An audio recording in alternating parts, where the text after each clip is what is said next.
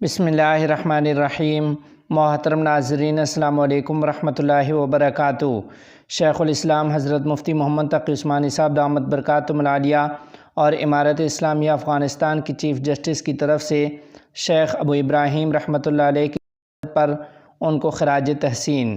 تفصیلات کے مطابق صدر وفاق المدارس العربیہ پاکستان و شیخ الاسلام حضرت مفتی محمد تقی عثمانی صاحب دامت برکاتہم العالیہ نے اپنے ایک ٹویٹ پیغام میں لکھا ہے کہ حامیم الف سین کے بہادر اور جانباز سربراہ شیخ ابو ابراہیم حضرت یحییٰ رحمۃ اللہ علیہ کی شہادت کی آخر کار حامیم الف سین نے بھی تصدیق کر دی ہے۔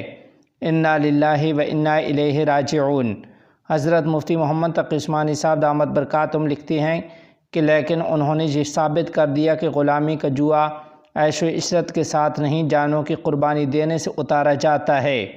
انہوں نے اپنی منزل پالی، لیکن انشاءاللہ ان کا خون فتح کی نوید ہے۔ دوسری جانب امارت اسلامیہ افغانستان کی چیف جسٹس شیخ عبدالحکیم حقانی حفظہ اللہ نے اپنے تعزیتی پیغام میں کہا ہے کہ ہم مجاہد بھائیوں، مقدس سرزمین کے باسی عوام اور پوری امت مسلمہ کے مسلمانوں سے عظیم قائد، بہادر رہنما شیخ ابو ابراہیم رحمۃ اللہ علیہ کی رحلت پر تعزیت کرتے ہیں۔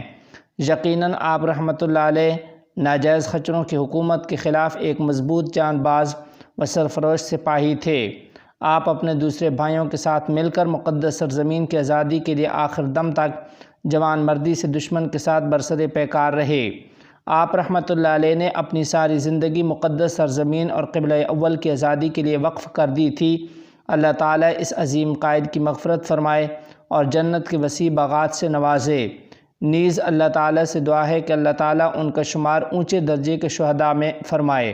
اپنی جانوں سے ہاتھ دھونے والوں پر اللہ تعالیٰ رحم فرمائے۔